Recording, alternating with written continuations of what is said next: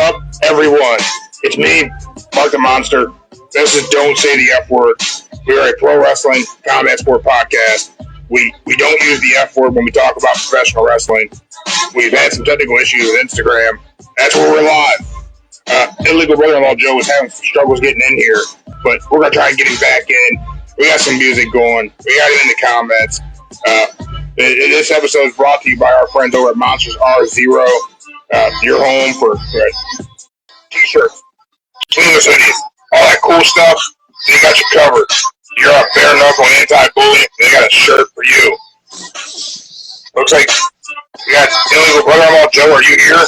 I'm here. I hear you, and I don't see you. I see you. All right, we're taking it as a win. Hopefully everybody else can see you. I can't see you, but cool. Maybe you're just John Cena in my eyes. Look up there. I see big. We're gonna take that answer. That's what I expect. I think it's a reasonable answer. And Joe, I just got one question for you. You ready? Who killed WCW? Oh, I already got the answer. You already know that answer? I got the answer. Who do you think killed WCW, Joe? I'll tell you what. I'll tell you and the big guy the answer at the same time. That's what I'm going to do. Oh, wow. We're getting same time answer? Same time answer, yeah. That's scary, Joe. I know. But I've been watching it, and I've been listening, and I figured out who killed it. I know who killed it.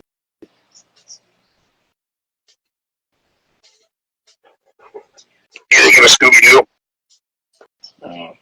More like Shaggy. But, hey. Oh, wow. You're going to blame Shaggy? I blame Just Shaggy. because he's a hippie? I'm blaming. That's right, Shaggy. Wow. All right. Well, Jeremy has finally arrived. Luckily, your technical issues gave him time to show up to work. So, big guy, take your seat. I'm going to get behind this camera and move it back so that way it's not right up in your eyeball. Joe, I might be back in a little bit. Who knows? But make sure you tell Jeremy who you think killed WCW. I bet you he's going to blame Russo. Nah, it's not even Russo. I know the real answer. Mark, Mark, move the camera back, man. Jesus. Joe, why can't I see you? I don't know. I see both of y'all. I see the top. All right, well, we got Slam and Bam hanging out in the comments. Monsters R0 were here just a few minutes ago. Check us out. If you guys need any cool-ass gym shirts, hoodies, tank tops, whatever it is you may need, our friends over at Monster R0 absolutely got you covered. Joe, all right. Happy Monday.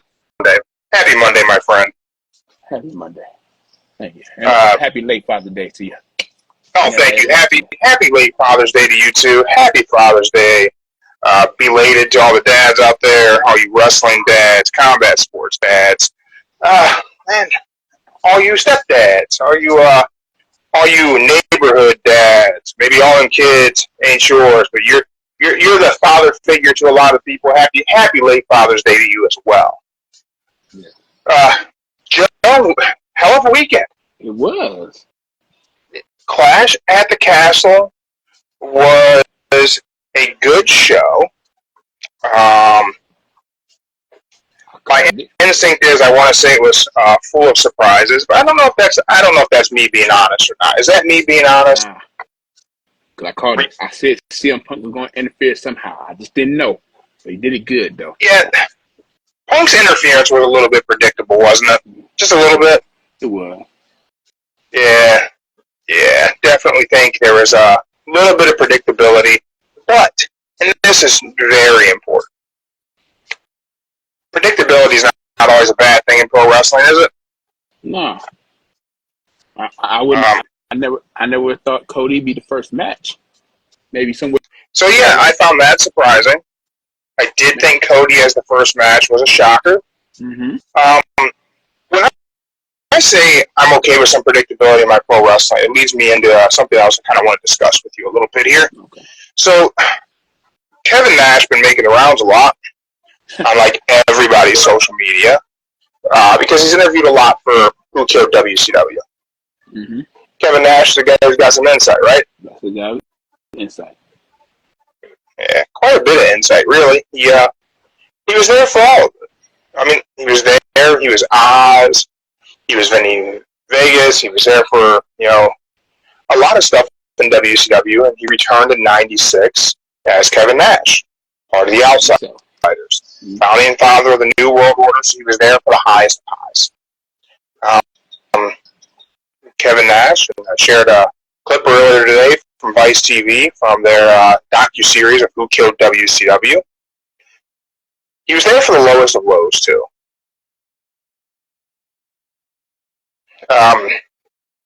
Nash was on Broken Skull Sessions with Stone Cold Steve Austin back in 2021. I'm going to play a clip from that for everyone. You guys will get the audio. I can't put the video into the podcast. We will. I'll get an email from the YouTuber if I put the video in. I could probably, I can hold my phone up and show you guys the video. I guess I could probably get away with that. But I'm gonna play you some audio. All right. What? That was music. Hold up. Let's get this right, Joe. Yeah, we need to get our shit together. Okay. Clips, gonna be watching it, and then just any commentary, reactions, memories, stories, anything that comes to mind. What was your thoughts on this?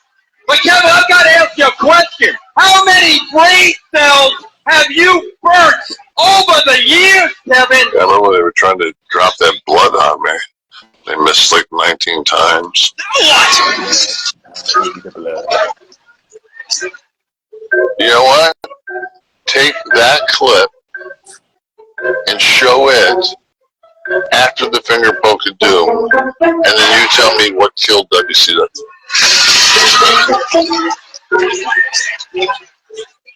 Look at my face. The new blood strikes again! The new blood's simple! And Nash is walking slowly, drenched in the red. Kevin Nash in pursuit! This was a monthly doing that they did something. Russo running out of the building. The company was in worse shape than it was when I left. They are getting to their limousine. There was no hope. Mm-hmm.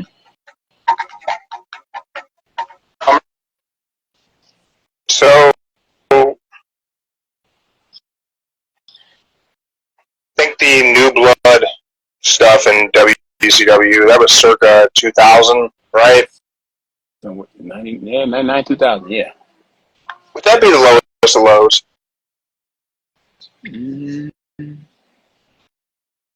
If they put it on, I would say it was low because they didn't dump it on the right spot. What was worse for WCW? Finger poke of doom or the New Blood missing Nash with the bloodbath, or just the New Blood in its entirety? What was worse?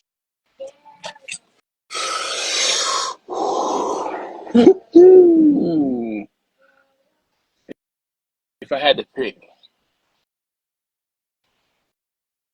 the finger poke of doom. I'm just saying the finger poke of doom.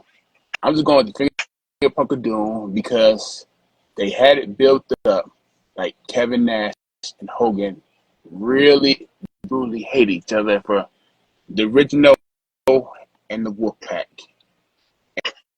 And then what? Less than a minute, what was it say, 2 minutes in the ring. They doing face to face, eye to eye, and then point, flip, flop, 1, 2, 3. That was it. Yeah. And I think a big thing for me, whenever we talk about the finger poke of doom, and I tagged him here live on Instagram, Trent_Hangover, friend of the show, big fan. He commented because I shared a post earlier, and that post I just showed, that clip from Who Killed WCW, and I asked, what was worse, finger poke of doom or the missed blood bath, and he made a fantastic point. The finger poke of doom was a choice. That was a decision that was made. There was a creative meeting that took place where someone pitched that, and a room full of people agreed to do that. To this day, Kevin Nash believes that fans hate it because they got worked so hard. It's true. What do you think, Joe? Is that why fans hate the finger poke of doom? Is that why the finger poke of doom gets shit on? Because we all got worked and we're bitter. It was a good work, I can tell you that. It was good, very good work. But I would say at the time, people hated Hogan. People really didn't want Hogan to have the belt. They wanted to see Hogan get knocked out for the first time. And they wanted Kevin Nash to actually be the face of the NWO all together. If you want to combine them both together, be like the originals again without Hogan. But then again, when it happened, you know, it was just like you watching it, you felt the animosity, the madness when Kevin Nash was looking him right in the face, ready to knock him out. You felt Kevin Nash's face, the rage, the anger he had, and then you look at Hogan getting pissed off, like he's afraid of Nash, but you think of him as the Andre the Giant, like I can take you down, and then 3, 2, 1, that was it. So you could say, in a good way, it was like a plot twist plan. Maybe they planned it out beginning of the show. I don't know when, but it was one of them scripts that shouldn't have happened, but it happened. It made you want to hate WCW or whoever in control. Yeah. And it actually made you get all hyped up, telling everybody at school, like, yeah, Hogan's gonna die. Hogan's gonna die. Thank God I didn't bet nobody back in the day. Thank God I didn't do no bets back then. But hey, you know, when I look back, and you know, I like that they're doing the death of WCW. Well, who killed WCW? And it's done by Vice, so it doesn't necessarily have too much of the WWE spin on things. I mean, there's a good amount because of all the people that they're talking to. And you have The Rock chiming in at random times just because he's involved in it to just say, I was on Raw at the time. I mean, I don't know why he's so involved in this docu-series other than the fact that he is The Rock, because he was never part of WCW. But when I look back, and I love nostalgia, and we'll talk a little bit about that ECW A&E biography. I still haven't watched it. I know you watched it, so I can talk a little about that. But nostalgia is great. It's a hell of a drug. But whenever I look back, I think about WCW.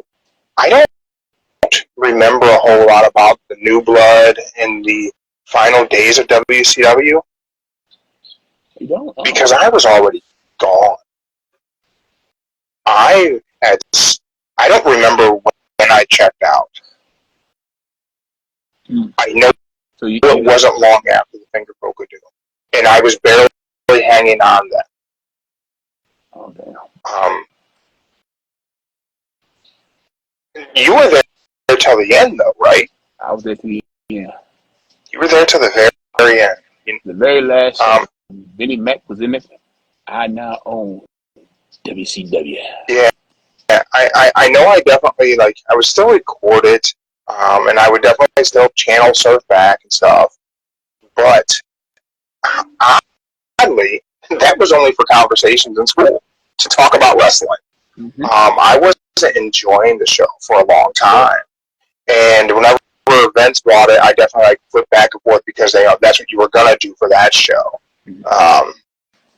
They didn't share this entire piece. I have another piece here of Kevin Nash that I'm going to share where he makes a lot of great points.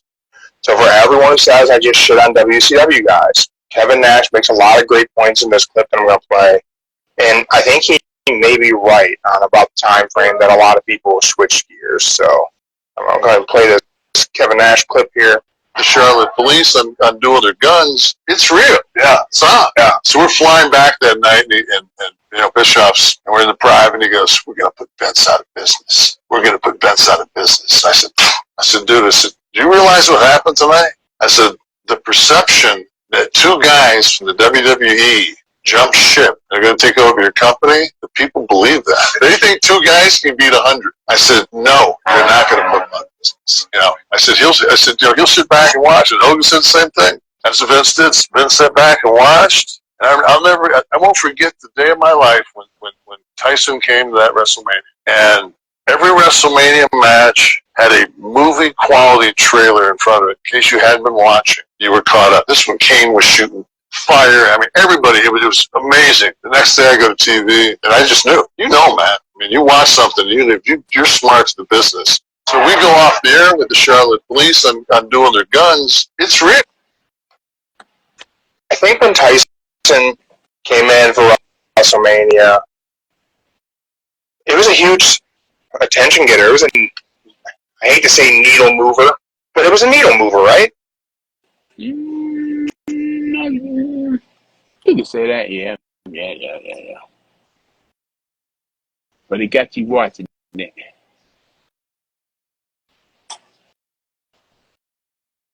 But it made you wonder. I mean, he got eyes on the product for sure, right? That push when he pushed down Michaels. He pushed Stone Cold. My bad. He pushed Stone Cold when he had all the security guards around. Can't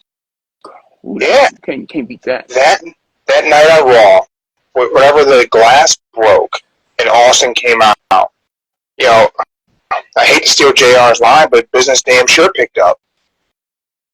And when Austin said, "You got your beady little eyes locked on the world's toughest son of a bitch," you could feel it.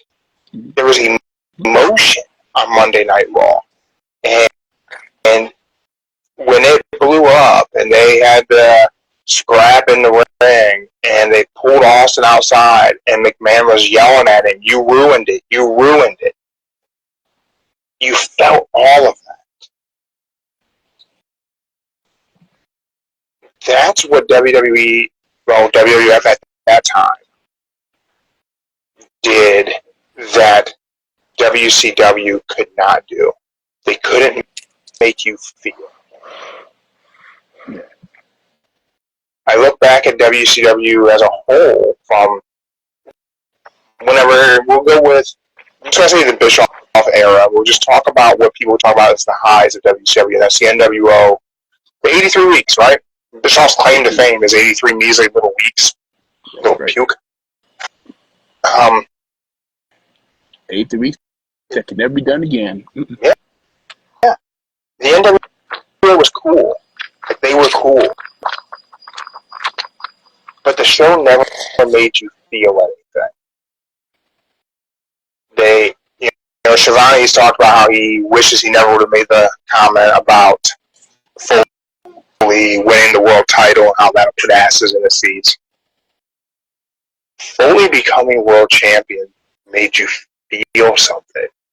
And that's what pro wrestling is, right? At the end of the day, it's to make you feel something. It's to tell you a story and evoke emotion. I can say this. For me, seeing Foley, when they said Foley was coming champion, I couldn't see him as a champion back when I was a little kid, back in teenager. Yeah, he didn't have that championship material. Just the white shirt with a mask on. Didn't make you want to say that, hey, that's my champion forever. You didn't see Mick as world champion? You didn't feel that? I see it like this. It'll a good moment for him to become champion at the time. Was it a good decision? I would say probably new, but it made a good decision for him to broadcast it live. I think Foley as world champion was a good call. Nah. I would say when he was the devilish mankind, yeah, that mankind would have been better. But then when he became the comedic Mr. Sacco, it didn't make him feel like he could be a champion. He just felt like I don't know, let's just say like a Santino Morel, funny comedian that could just hold the IC title. Nothing major. That was just me. Not bad. Really? I just gave you my opinion. Yeah. And the whole comedic gimmick with this Mr. Sacco, and when they got the belt, if you go back and look at it, it was just like like a kid just winning kickball. Yeah. If anybody remember what kickball is, you know what kickball is. You know what kickball is back in the day. So you don't Google it. But and then after that, it just went kind of downhill, and he lost to The Rock again. After what was it? I quit. Record that. I quit. So for me, I think Foley became main event guy with the JR sit-down interview. I thought that sit-down interview helped you connect with Mick Foley on a human level that nothing else could have ever done for him. That 3-part series where he sat down with JR, and at the end he put the mandible claw on him. Yeah.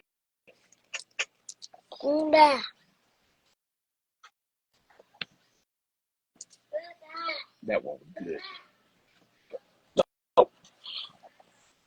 I talked about the pro wrestling supposed to make you feel something. It's supposed to elicit emotion and tell a story that gets you. To get to this, Damian Priest, Drew McIntyre, Clash the Castle. Punk interferes, kind of. Mm-hmm. That was the main event. I understand we're in Scotland. So I understand Drew main events. Drew getting screwed out of that title in his home country, in his hometown, in his home country. I know. Second time too. Does that make anyone feel anything?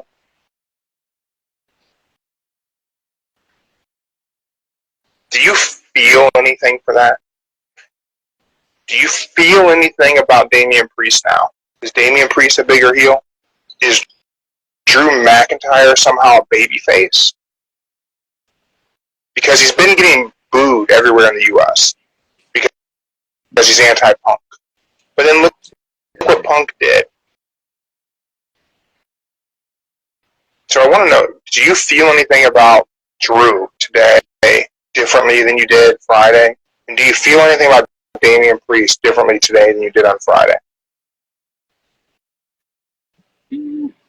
Not really. I feel the same about both of them right now. I don't think the match itself was good, but it was just about.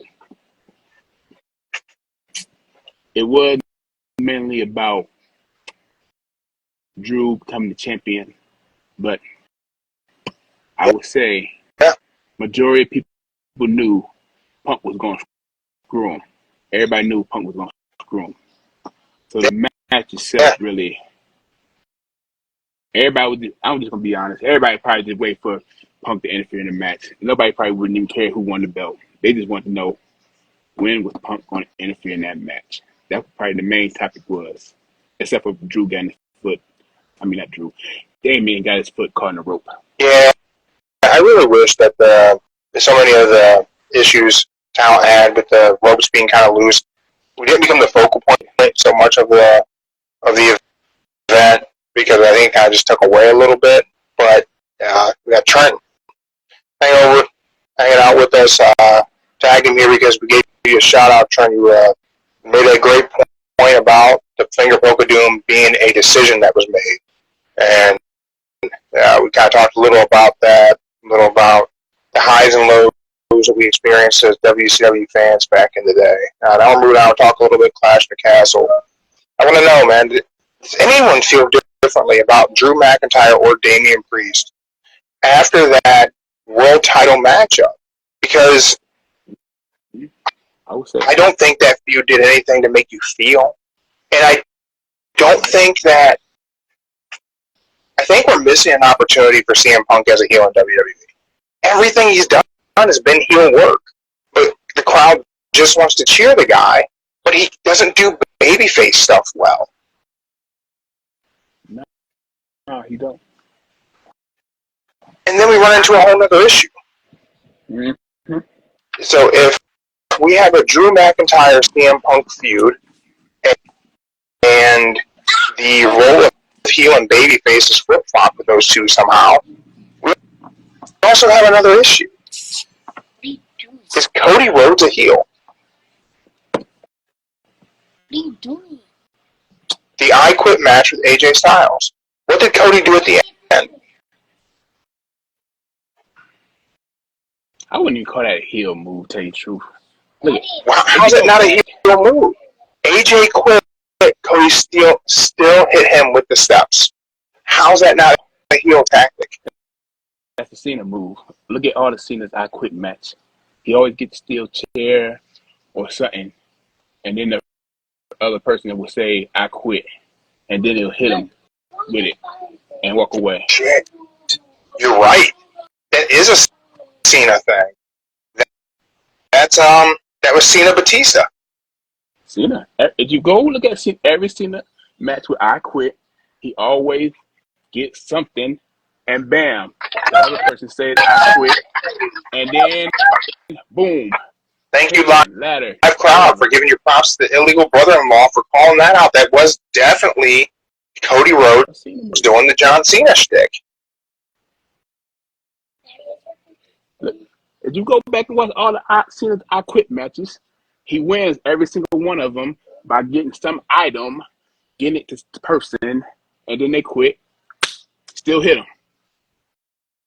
Yeah, you're right. He does. Would you have done anything differently there with Cody and AJ? Would you have, if you had the pencil, would you have booked this in any other way? Would you have had Cody do that at the end?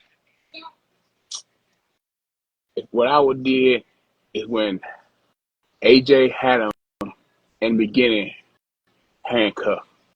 That's when I've got the steel chairs and then just beat him to hell with it. Kendo sticks, everything. That's what I would have did. Even some getting chairs, just to get them. That's what I would did. Then boom, take the belt off of AJ. Put the belt on AJ. That's what I would did. Handcuffed the gnaw. I would have made Cody look. Oh, baby, walk away for a minute. Just go. Oh, there's a buggy. Spider, go downstairs. Run, Spider. You running? Thank you. I'll bring the iPad in a second. Go. Joe's got to say a swear word, everybody.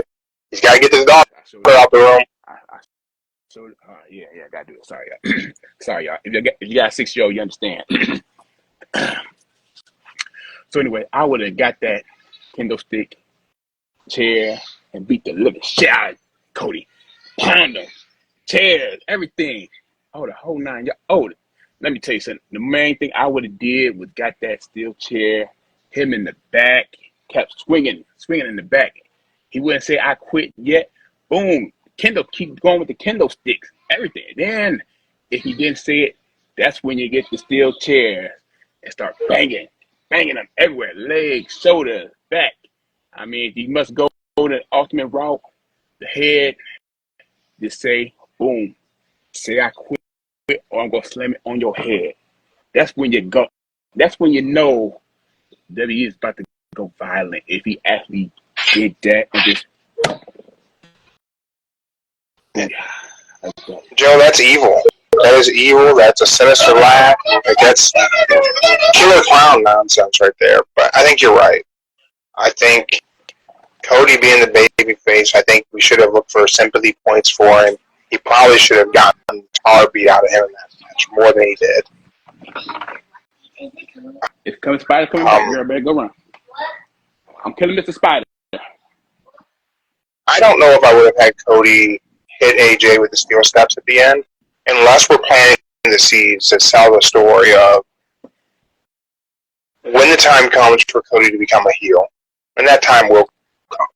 That we know that Cody Rhodes will go to extreme lengths to remain champion.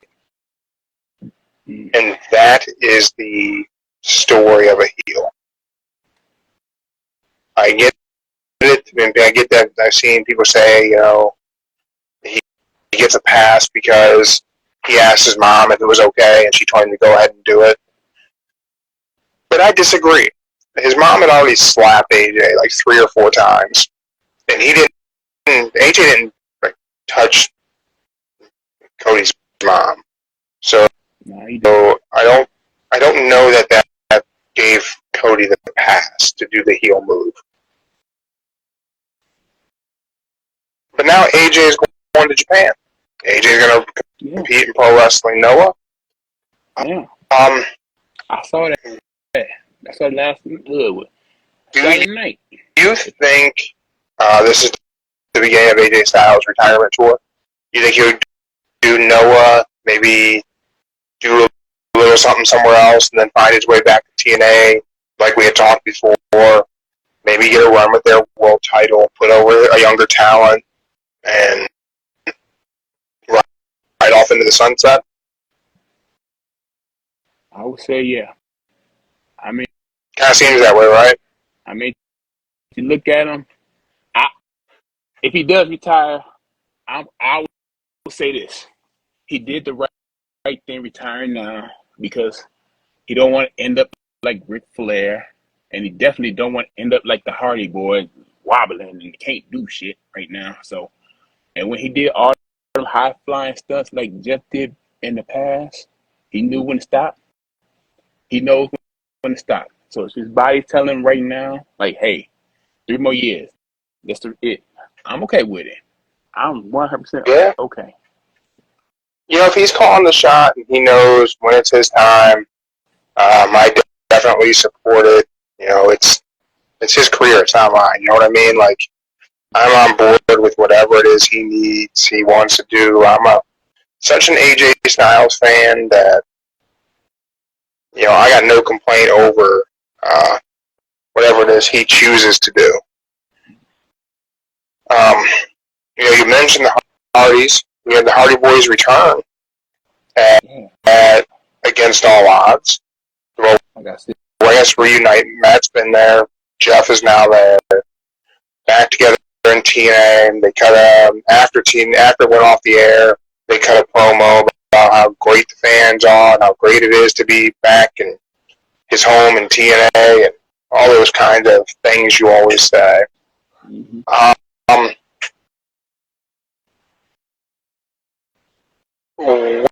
With that, I don't know. How do you feel with the Hardys being back in TNA?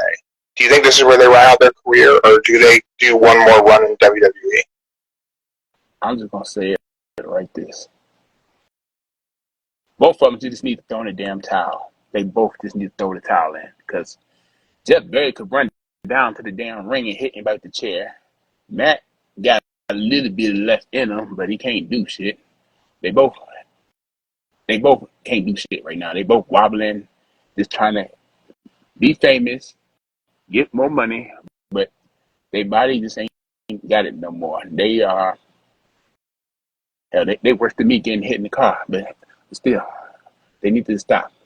They need to stop wrestling. They could be like a mentor, coach, or whatever, but they just need to stop.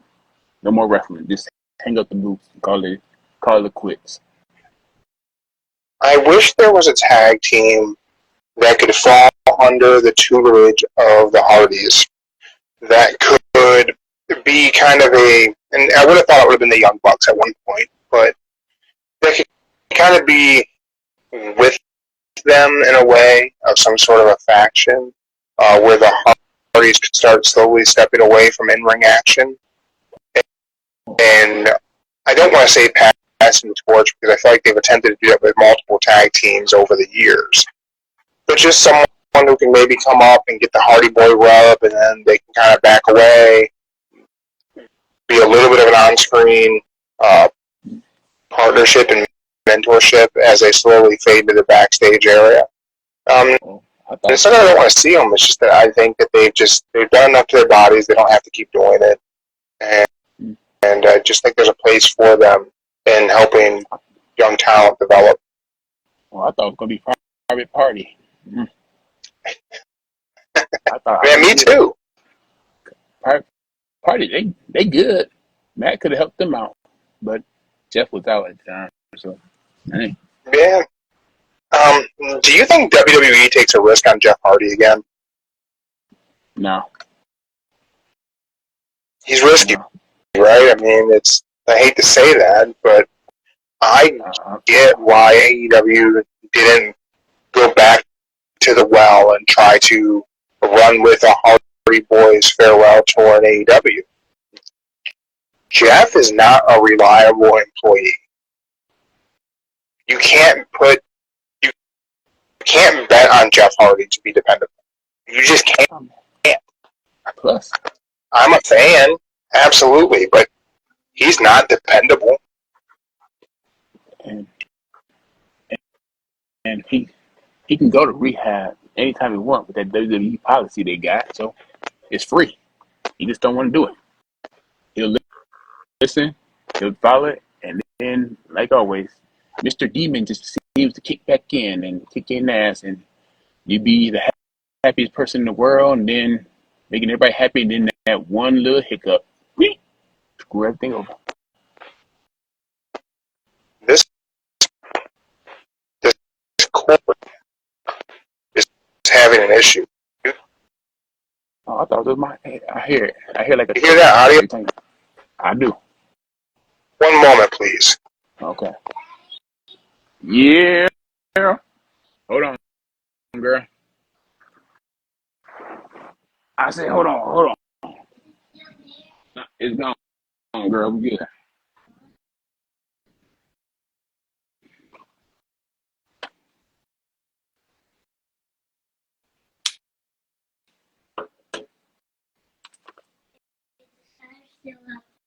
Girl, Spider gone. We good. Right, Mr. Spider?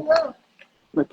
You see, it's something with that mic cord that has a slight staticky sound that I hear in my headphone. I don't know if you guys hear it or not. Do you hear it? I heard the little click. I thought it was my AirPods going off like, ooh, about to die. But then when something up with this. I think Mark's been chewing on the cords or something. I believe it. Mark, you've been chewing on this. I ain't been chewing on nothing. Hey. I don't know if I believe that. I think that puppet's been chewing on damn mic cords. Hey, it looked like a licorice. So, hey.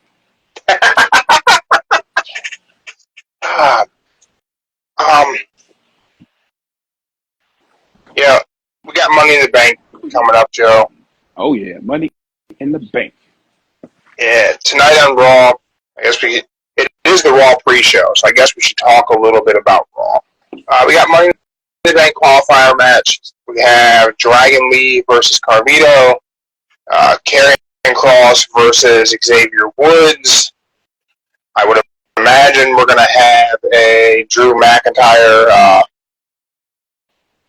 promo to open the show. Oh. Calling out Punk, who allegedly may not be cleared until the end of July. And I think that would probably mean we're going to get the first matchup between him and Drew at SummerSlam. Be my guess. I believe SummerSlam. Yeah, it's in Cleveland. Punk has history of Cleveland, right? I'm going to miss it. Yay. Well, I ain't going to miss it. I just won't be there, but I still going to watch it. Like I said, I'm not trying to deal with that crowd, Joe. If they give us our press credentials, I'll make a consideration. Or you and Mark may have to go on your own. I don't know. That's just Right. a lot of people. Look, if I gotta take the risk of being with Mark all day for like 6 hours, I'll take the risk. I mean, hey, you might have to buy me food and stuff, but hey, we'll go on. We'll have a good time. Oh, did you hear about the breaking news No, before the show started? no. What'd you get? There's two triple threat matches for the men and the women qualification for Money in the Bank. Really? What are the triple threat matches? Last I seen, we had Dragon Lee versus Carlito tonight, and then we were gonna have Karrion Kross versus Xavier Woods. I hadn't seen any other matches announced. Oh, okay, so you got Io Sky versus Jade Cargo versus uh, the other one. I forgot the other person's name. And then you got Rey Mysterio versus Dominic versus Finn qualification for Money in the Bank.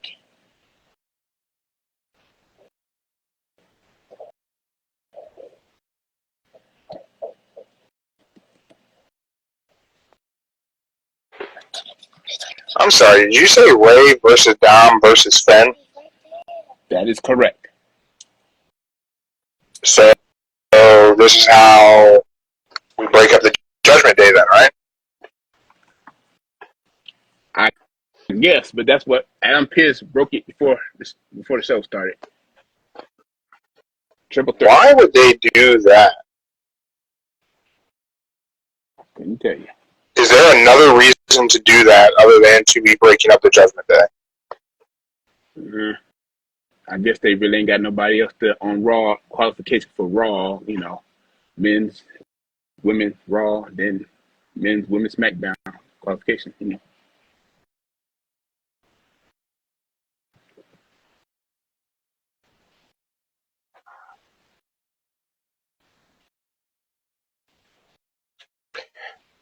Who do you see winning Money in the Bank?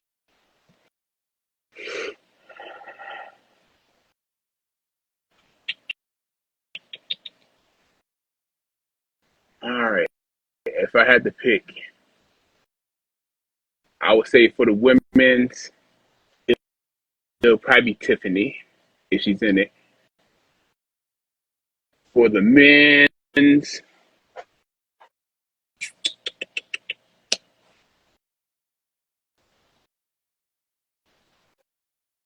yeah, there's like three people I would want to see do it for the men's, but it's a toss up. I would say LA Knight will probably be good to win. Then you got main event Jay, and last, if I had to pick the third person, I think if it all came down to it, if you did have to put the Judgment Day in it, I think Finn should be the third to win it. He needs to get at least one more championship reign on his title. One more championship reign. I agree. And Finn's the kind of character who can cash in Money in the Bank. Like, there's people who, like, it doesn't really work them cashing in. Like, Big E, it didn't really work him cashing in. You know what I mean? There's that part of me that wants to say Jey Uso, but does Jey need that? Does he need the briefcase, Rob? And where does he execute? What does he do? I mean, he gets his first ever single title. Besides being just known as the great tag team, he gets a single run. He gets that championship belt. He gets a good What about Gunther? Samoan Gunther. Gunther don't need the briefcase. Gunther can do it without the briefcase. You don't think Jey Uso could be in the main event picture? We're going for a title without the Money in the Bank briefcase? Yeah, I think Jay needs that money briefcase to be a star. he got the speed, the talent. He could make it happen quick and fast instead of just being like everybody taking that slow time. He could run, do some high flies, hit somebody with the briefcase, and then bam, cash in.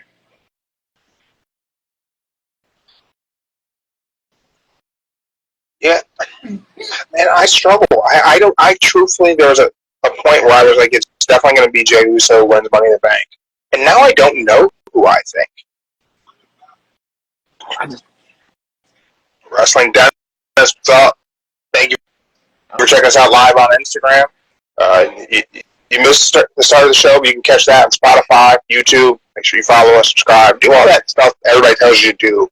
Bells and whistles and shit. Right now we're talking Money in the Bank. Oh. And who you think can take it. But this time, one more person. Now that Triple H in charge, I would say Austin Theory could do it this time. Austin Theory could. But now you're back on the Austin Theory wagon after me and Mark have been saying the kid's praises for a while now. We didn't think his last cash-in was terrible. It got rid of the anchor around his neck that was that damn briefcase. No. I didn't like Austin Theory. I'm just thinking that maybe right now, if he gets the briefcase, if he gets it, holds on to it, that's how they can make him that little transcends into the babyface role that they want him to be in. So, we know Gunther competes for the world title at SummerSlam. Whomever the champion could be at that time. Mm-hmm. So, no need for him to be involved. No. Right?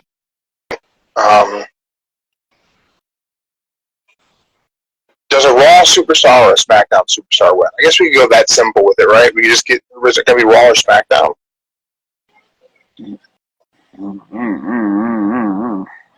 What if Randy wins and cashes on Cody? Let's see. Who won the last year Money in the Bank? Damian Priest. Yeah, Damian Priest was the last one to win. Cashed in, Mania on Drew. Finn winning would be cool. Because then that gives us a reason to break up Judgment Day. It gives us another story to tell. Who else winning it gives us a story to tell? I don't know who else does. If I had to say, I'm going to say this year is going to be SmackDown year for both for SmackDown. With men and women, it's going to be both SmackDown. I could see that. You know, I don't see Dragon Lee or Carlito telling us a story with the Money in the Bank briefcase. Karrion Kross or Xavier Woods don't tell us a story with the briefcase. Rey Mysterio, there's a story with Rey. Dom is caught up in too many messy stories as it is already. I don't think you need to give him a briefcase. Finn, you can give him a briefcase. Jey Uso, you can give the briefcase to. Randy Orton, you can give the briefcase to. Kevin Owens doesn't need the briefcase. He's probably already going to turn on Cody and get a match with Cody. And then Randy will, in time, turn on Cody and get a match with Cody. Because he's Randy Orton, and that's what he does. Same thing with Kevin Owens. Kevin Owens turns on people. That's what he does. I think Cody, this is going to happen. I think Cody just going to do one of open challenge, and Randy accept it. You think? You think it would be that simple, that cut and dry? He's a legend killer. He's the apex predator. He's Randy Orton. You can't trust a snake. I know. That's why I say either Money in the Bank or it could be SummerSlam. It's going to be like Cody needs an opponent for SummerSlam. He's saying he's going to call. He want anybody. He don't care who it is. He said it could be anybody from the past or present, whoever. Somebody who wants this title shot, come out. It's going to I'd rather see Randy turn on him. Randy gonna turn if he loses. That's how you want it to happen, and that's how it's gonna be. Money in the bank. He calls out somebody. Boom. Randy loses. Then on SmackDown, that's when you start seeing the heel turn for Randy. Second match is gonna be at SummerSlam.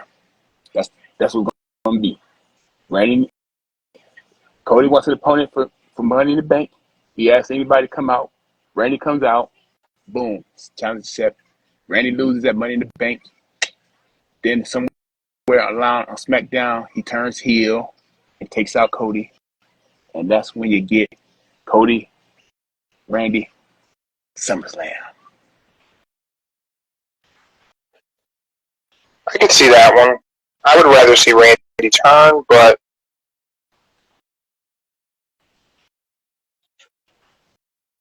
I don't know.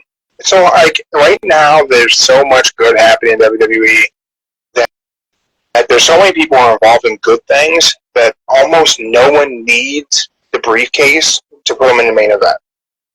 Mm-hmm. I'm trying to figure out who needs the briefcase to tell us a new story. I can't figure out who the hell that is. Maybe I'll be able to judge it after we get through our qualifying week, see who's in there, and go from there as to what story we think could be told. But I'm excited for Money in the Bank. I'm excited to see who gets in there and involved in that matchup. I'm excited for everything in wrestling right now.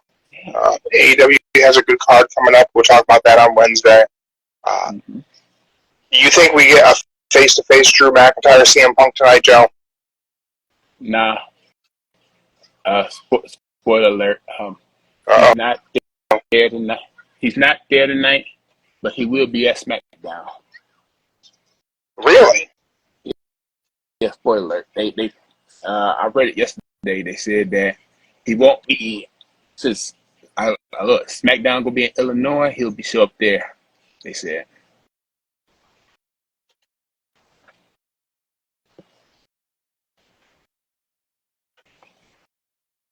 I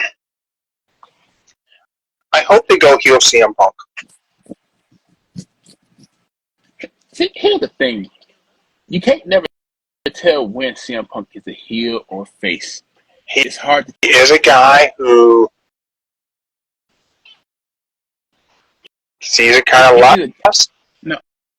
He's a guy that can be mad, pissed off at the world, and still be a babyface. He can be pissed off the world and still be a heel. You never can tell. He can let out his frustrations and still be either one perfectly fine. You just don't know what he is until he attacks someone. Even when he attacks somebody, you don't know, is he a heel? The only time you can mainly tell he was a heel was in the Straight Edge Society when he had the groups, or when he did the whole Jeff Hardy thing when he cashed in and then started telling him how he drug addiction and all that stuff. But that really wasn't a heel move. But and last but not least, the heel move is when he turned on the fan after the 300 days holding that championship belt and just cussed everybody out. You know, that's when. Honestly, the pipe bomb promo was a heel promo that somehow turned him babyface. I wouldn't see it as a heel. That wasn't a heel move. That was speaking from the heart, how he truly felt. That's how. Sure, it was. A lot of people. Triple H helped him put it together, but yeah, he was speaking from his heart. Sure. No, but he was speaking for everybody back there who went through that same frame of being this guy. I don't know, man. CM Punk thinks awfully highly of himself as far as the character goes. He gives himself a lot of credit for things, and you've seen I'm sure you've seen it, Violent J's post about CM Punk. Yeah, I saw that, yeah. That's pretty funny, because that seems probably like what Phil really is, right? I mean, a guy who thinks he created some sort of a revolution. Um, Cody's exit promo in AEW said it best. That's the real pipe bomb. All the things that Punk talked about, Cody Rhodes did. CM Punk didn't do a revolution. CM Punk didn't change professional wrestling. CM Punk didn't go away and do anything. CM Punk just went away. Cody Rhodes bettered himself. Cody Rhodes did all that shit. He went around the world. He made himself a star. He created a revolution in pro wrestling, and that's why we have the elite era in WWE right now. That's because of Cody. It is not because of CM Punk. But keep in mind, remember the word from the wise. He quit WWE, quit TNA, quit New Japan, and he quit the other company.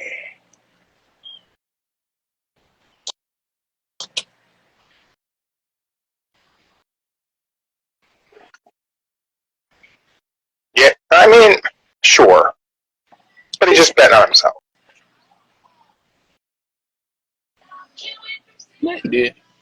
He didn't want to be Stardust forever. Yeah. And he left a good contract that would set him for life. Thanks to Daddy-O.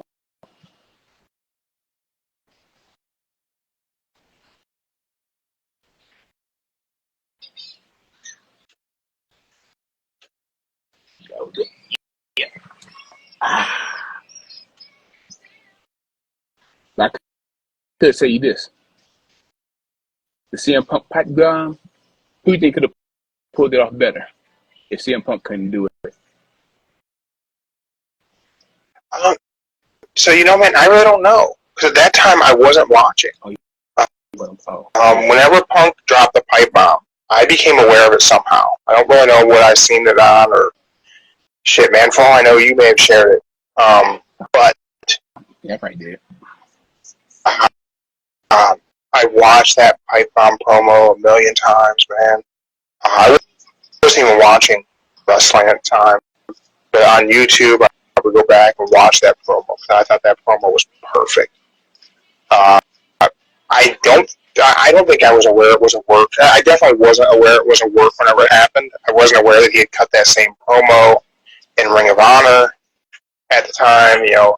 But the way it was delivered was perfect. And at that time in my career, it connected with me. Because in my career, I was in a very competitive situation of people, you know, working for these promotions and people who were favored, and it was kind of a cliquey situation. And the way he, you know, talked about being the best in the world, and that he didn't hate John Cena, he hated that people thought that he was better than him. Like I felt it. Right back to where this episode started. That's where this episode's going to end. The pipe bomb, when it was delivered, made me feel something. I don't know if anyone else could have done that with that promo at that time. Now, when Cody Rhodes cut his exit promo in AEW, I felt that too. When Cody Rhodes cut that promo ahead of the first All In and ahead of the first Double or Nothing, I felt those promos too. The one ahead of All In was very good. And the one post All In, but the one ahead of Double or Nothing, talking about needing to kill the Attitude Era, and you know his brother being the symbol for that. And he talked about Punk sitting cross-legged on the stage. I felt all that too, and that's what pro wrestling is supposed to do. It's supposed to make you feel. So with that, Joe, I hope tonight on Raw you feel something. Hope someone delivers a great promo, a great match. I'll be interested to see what's next for Otis and Chad Gable. Pretty excited to see where that goes. I imagine we're going to see Chad Gable as IC champ at some point, so that way we can have a Chad Gable Otis feud over the IC title. Yeah, that could happen. It's Monday, Joe. So let's just go ahead and do it. What time is the bell going to ring for the first match? Ooh, okay. Drew, pissed off. We're gonna say pissed off. Drew comes out mad as hell. Yep. Nothing to do. Da-da-da. I'm going to say tonight. It's an 8:25 night. 8:25. I was going to go 8:20. So we're going 8:20, guys, for the bell time for the very first match on Raw. 8:20 or 8:25. Either way, we're both thinking we're breaking 20 minutes before we get to pro wrestling on Monday Night Raw tonight. Make sure you guys go on to our Instagram and let us know what you think. We'll play that same game for SmackDown. We do not play that game for AEW. It's not necessary. We will see you guys Wednesday, AEW Dynamite pre-show, Monday Night Raw recap. We'll look to the future. Stay tuned on Instagram. Find out if we're going to be on Busted Open Radio on SiriusXM anytime this week. I will keep everyone posted. Those things happen a bit impromptu, so we'll see what happens. I'm Jeremy. Illegal brother-in-law Joe. Mark the Monster is around here somewhere. Really hope he finds me a new mic cord because this thing's a little messed up.